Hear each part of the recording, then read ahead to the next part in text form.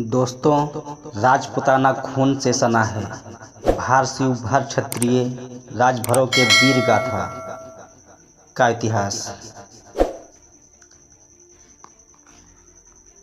चंदौली पूर्वांचल की धरती अपने आगोश में कई इतिहास घटनाओं को अपने अंदर समेटे हुई है। उस महान ऐतिहासिक घटना चक्रों को भारत पर शासन कर रहे मुस्लिम सल्तनत ने प्रकाश में लाने के बजाय अंधकार के गर्भ में ही दबाने का काम किया।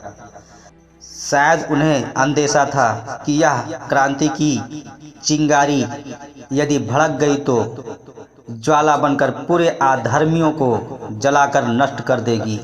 लोगों के ज़हन से काफ़ी दूर अंधेरों में गुमनाम इस इतिहास को भर शिव क्षत्रिय महासभा के वरिष्ठ संरक्षक व एक जाने माने इतिहासकार ठाकुर प्रवीण सिंह की कलम क्या बयां करती है, आइए विस्तार रूप से जानते हैं। भारत के उन महान वीर सपूतों के कुर्बानी की जय घोष करते हुए लिखती है कि जिसे आज की पीढ़ी शायद उनके बलिदानों और वीरता की गाथा को नहीं जान पाई है। उस महान कुल के इतिहास को जिस पर यंत्र कर गुमनाम रखा गया है उसे प्रकाशित करने का प्रयास कर रहा हूँ। जो भारत में रक्त रंजित होली की कलंकित इतिहास से शुरू होती है, जिसकी नींव उस दिन पड़ गई जब विश्व में बढ़ रहे इस्लाम धर्म की उड़ रही पताका कई राष्ट्रों को अपने अधीन करते हुए सीधे भारत की ओर रुख कर लिया था, जहां भारत के महान वीर भारतीय नागवंशी क्षत्रियों ने उन पर नकेल कस करके उनके मार्ग को रोक दिया था। आगे लिखते हैं कि जब भी ईमानदारी पूर्वक इतिहास के आने वाले कालखंड में कभी भी भीषण युद्ध की जिक्र होगा, तब भर शिव नागवंशी क्षत्रिय योद्धाओं को याद किया जाता रहेगा, जिन्होंने राष्ट्रभक्ति हिंदू धर्म की धर्म ध्वजा को सही सलामत रखने के बदले अपने गर्दनों की मोल चुकाकर किया है। उनकी अद्भुत वीरता को देख कई कुर्क मुस्लिम शासकों को भी अंदर से भयभीत कर दिया था। धन है उस महान समाज की स्त्रियां जिन्होंने अपने अस्तित्व की रक्षा करते हुए मां गंगे के पवित्र जल में जल समाधि लेकर क्षत्रिय कुल के गौरव को अमर गाथा बना दिया। इस महान गाथा पर प्रकाश डालते हुए विस्तार से लिखते हैं कि भारत देश विभिन्न धर्म संप्रदायों जाति प्रजातियों एवं अनेक संस्कृतियों के महामिश्रण की अनोखा देश है। यहाँ के निवासियों में चली आ रही परंपराएं, रीति रिवाज और रहन सहन से परिचित होना आसान नहीं है। इसके लिए प्राचीन इतिहास के कालखंड और धरती पर विद्यमान अवशेष किलों के खंडहर कोट के अलावा प्रचलित क्षेत्रीय परंपराओं का अध्ययन करना बहुत आवश्यक है। ऐसे ही इस महान देश की अति प्राचीन क्षत्रिय जाति भारतीय नागवंशियों का इतिहास है, जिन्हें आज के समय में राजभर आदि नामों से जाना जाता है। पूर्व काल में इस जाति में बहुत बहादुर क्षत्रिय राजा रहे हैं, जो हिंदू धर्म के प्रबल अनुयायी माने गए हैं, जिनका जिक्र बहुत से विद्वान ब्राह्मणों ने भी किया है। बताते हैं कि इस कुल से जुड़े लोग होली त्योहारों पर खुशियां नहीं बल्कि मातम मनाते आ रहे हैं। लेकिन बदलते समय के अनुसार लोग भूलते चले गए, जिसके परिणाम स्वरूप अब यह परंपरा समापित की ओर पहुंच गई है। लेकिन जिस समाज ने अपने पूर्वजों के बलिदान को याद नहीं रखा, उसके कुल और वंश का पतन होने लगता है। उपलब्ध ऐतिहासिक साक्ष्यों के आधार पर हम चलते हैं।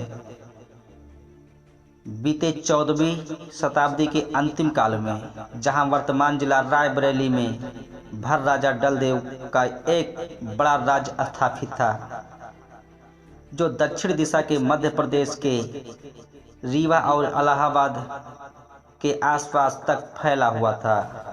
इस राज्य की राजधानी डलमऊ थी। वहीं पास के ही भदोही और काशी वाराणसी में भी राजा भर क्षत्रियों का ही अधिपत्य था। आज भी डलमऊ का किला अपने विध्वंस की कहानी का साक्ष्य लिए मोक्षदायिनी माँ गंगा के किनारे खड़ा भर शिव नागवंशी क्षत्रियों की महान वीर गाथा को बयां कर रहा है। अपने 4 भाइयों के साथ राजा डल भाइयों का किला बनवा रखा था। राजा डलदेव को छोड़कर शेष भाई साधारण राजा की भांति शासन करते थे।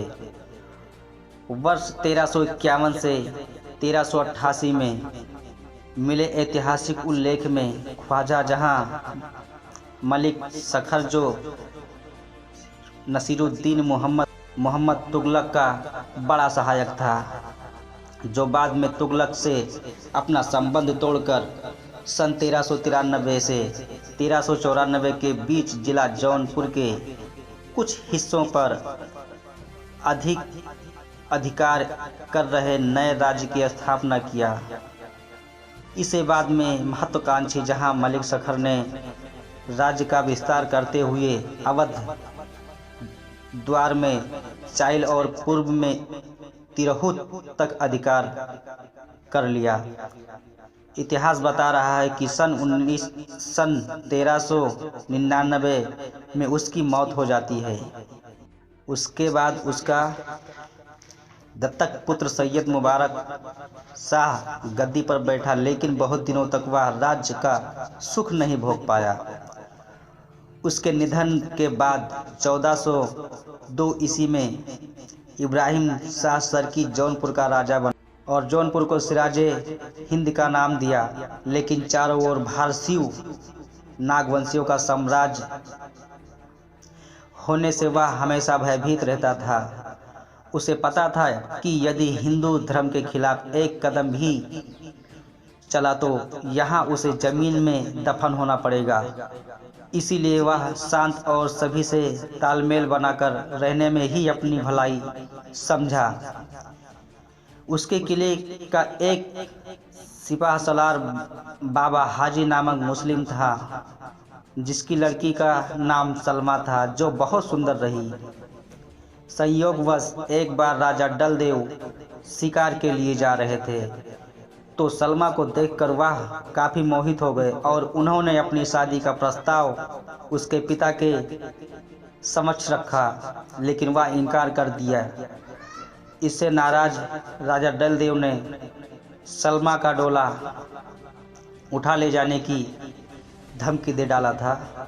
वही कुछ अन्य इतिहासकार बताते हैं कि सलमा खुद डलदेव से गहरा प्रेम करने लगी थी, जिसे उसके पिता ने भांप लिया और राजा इब्राहिम शाह सरकी ने मंत्रणा कर एक गहरा षड्यंत्र बनाया। इस मुख्य कारण यदि किसी हिंदू राजा के साथ मुस्लिम की शादी हो जाएगी तो इस्लाम के खिलाफ होगा। इधर राजा डलदेव भर अपने मंत्रियों के समझाने पर सलमा को चित्त से भुला दिया, लेकिन इब्राहिम शाह सरकी मन ही मन इसके आड़ में ही अन्य दूर दूर के मुस्लिम शासकों से धर्म के नाम पर एकजुटता करने में लगा रहा, क्योंकि उसे पता था कि फिरोज शाह तुगलक जैसे राजा की हिम्मत नहीं हुई थी इन भर राजाओं से लोहा लेने के लिए। इसलिए सीधे युद्ध करने के बजाय गहरा षड्यंत्र का ही सहारा लेता उचित समझा। धीरे धीरे हिंदू राजपूत जमींदारों को आश्रय देना शुरू किया और उनमें आपसी फूट डालकर राजा डलदेव के खिलाफ भड़काने में सफल हो गया। उसी समय कानपुरिया मौनस बिसेन क्षत्रियों और जमींदारों से चिढ़ रही जो जलते आग में घी का काम किया। उसने कुछ हिंदू सामंतों के साथ अपने मुसलमान गुप्तचरों को लगा दिया, जिसमें मली हुसैन और अलाउ लहक रहे, जो राजा डलदेव के किले में दाखिल होकर सभी आक्रमण के रास्ते और उनके कमज़ोर नसों को बहुत बारीकी से परख लिया। सटीक पता चला कि क्षत्रिय लोग होली के दिन खूब मांस व मदिरा का सेवन कर मस्त रहते थे, जिसके चलते वह उस दिन तलवार नहीं उठा सकते। इस अवसर का लाभ उठाकर डलमऊ दुर्ग पर होली के रात में भयंकर हमला कर दिया। पूरी ताकत के साथ मुस्लिम सेना ने स्थानीय गद्दारों के सहयोग से भारी रक्तपात किया। वही भदोही के राजा अगियार बीर व सूर्यामा के किले पर अन्य टुकड़ियों ने एकता बद्ध हमला बोल दिया। इधर इस षड्यंत्र ने अनजान राज परिवार, सैनिक व प्रजा वर्ग सभी नशे में मस्त होकर आनंद में डूबे हुए थे। कुछ ढोल और नगाड़ों की थाप पर मस्ती कर रहे थे। ऐसे सुनहरा अवसर सरकी की सेना को मिला, जो दुर्ग को चारों ओर से घेर निहत्थे भर सैनिकों पर टूट पड़े। इस भीषण युद्ध के बारे में कई इतिहासकारों ने लिखा है कि हालात ये हो गई थी कि किले के आंगन से लेकर डलमऊ बैसवाड़ा तक धरती नरमुंडा से पट गई थी। यही हाल काशी, अगियारबीर व भदोही का रहा। बताया जाता है कि भर राजाओं ने महान सम्राट राजा सुहेल देव ने लाखों मुस्लिमों को गाजर मूली की तरह से काट डाला था। उसका बदला मुस्लिम शासकों ने भरों से होली पर पूरे ब्याज सहित लिया और भरों के साम्राज्य का अंत कर दिया। ऐसी मारकाट इतिहास में कभी नहीं हुआ। इसमें भरों के बच्चों को भी नहीं बख्शा गया। युद्ध के बाद बचे भर सैनिक थोड़ी मात्रा में जंगलों में शरण लेकर अपनी जान बचाया। वही इस युद्ध में भर शासकों की स्त्रियों ने भी अपनी इज्जत मुस्लिम शासकों से बचाने के लिए किले के फाटक खोलकर गंगा नदी के जलधारा में अपने जीवन को समाप्त कर लिया। एक मुस्लिम इतिहासकार सैयद इकबाल अहमद ने अपनी पुस्तक सरकी राज जौनपुर का इतिहास में लिखते हैं कि सरकी के राज्य को मजबूत करने में हिंदू जमींदारों का बड़ा योगदान था। ऐसे ही मुल्ला दाऊद अपनी पुस्तक चंद्र रानी में वर्णन किया है कि जो महिलाएं गर्भवती रही उनके बच्चों को भी पेट में ही मार दिया गया। उस खून भरी होली की याद में डलमऊ गांव के लोग होली नहीं मनाते हैं। 3 दिन सुतक लगता है। गांव में किसी के यहाँ भोजन नहीं बनता है। उस युद्ध से जुड़ा एक डाल बाल का मेला डलमऊ पखरौली के बीच भादो मास के आसपास सोमवार को लगता है। कहते हैं कि वीर सैनिक डाल बाल लड़ते हुए इसी स्थान पर वीरगति को प्राप्त किए थे, जहां उनके याद में क्षेत्रीय ग्रामीणों द्वारा मेला लगाकर याद किया जाता है।